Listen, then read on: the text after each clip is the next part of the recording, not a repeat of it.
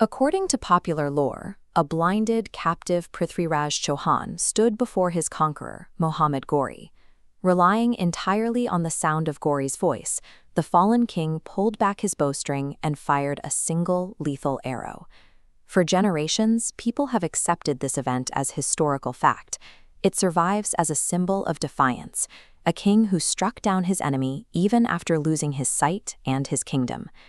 This vivid account originates from a single epic poem called the Prithviraj Raso. While attributed to his court poet Chand Bardai, the version we know today was completed centuries later, during the Mughal era. You can spot where the historical record diverges from the legend when reading it. The poem explicitly mentions 13th century figures like Genghis Khan, showing the text was heavily altered and romanticized long after Prithviraj's era. The ultimate contradiction lies in the timeline. Muhammad Ghori did not die at the hands of the blind archer in 1192. He lived for another 14 years, ruling his empire until he was assassinated in 1206 by Kokar Jats. The Sultan's survival exposes a direct conflict between the legend and the history. We are forced to look beyond the poem to discover what actually happened to Prithviraj after his capture. To find the answer, we have to look at how he lost his empire. During the First Battle of Torain in 1191, Prithviraj defeated Ghori. Following traditional Rajput shipari, he allowed the retreating invading army to leave and let Ghori escape alive. Ghori spent the next year obsessing over that loss. When he returned to Torain in 1192, he arrived with a single objective: total victory by any means necessary. This tactical map illustrates the mismatch between the two forces. Prithviraj relied on slow war elephants and infantry. Ghori countered with 120,000 swift-mounted Turkish archers, using highly mobile flanking units designed to encircle the central block and exhaust the slower army. Ghori also utilized outright deception. He left campfires burning through the night to trick the Rajputs into thinking his army was resting.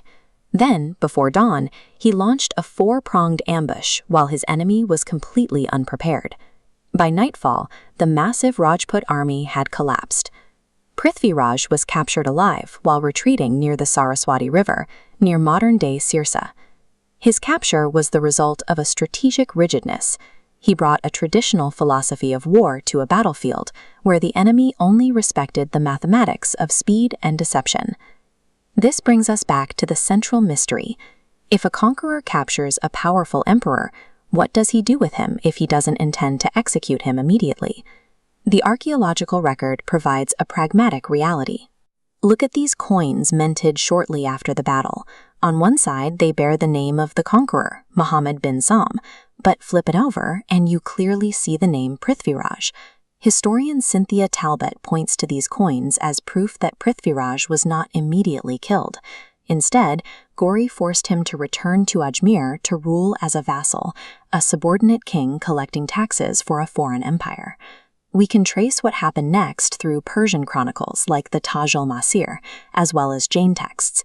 Both sources confirm that Prithviraj refused to quietly accept this subjugation. He plotted a rebellion from inside his own palace. Before the uprising could begin, he was betrayed by his own minister, who warned Ghori of the plot. Prithviraj was then executed by beheading. The reality of his final days is grim. The king met his end through political betrayal within the walls of his captive home, rather than in a blaze of vengeful glory.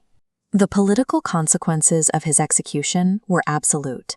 The Chauhan Empire fractured, and within a few years, Qutbuddin Aibak seized Ajmer entirely, establishing the foundation of the Delhi Sultanate across northern India. In truth, Prithviraj was a regional power, holding territories across parts of Rajasthan, Haryana, and Delhi. The title of Last Hindu Emperor was given to him centuries later by a British colonial officer named James Todd. While his kingdom was geographically regional, his spirit of resistance set a standard for Rajput bravery that endured for centuries. This defeat signaled the end of Dharma Yuddha, the ancient code where honor outweighed tactical victory. The invaders played by a different rulebook, where survival and conquest superseded chivalry. The poem of the blind archer and his sound-guided arrow provided a psychological shield for a culture struggling to cope with a brutal new world. It transformed a military defeat into a lasting testament of courage.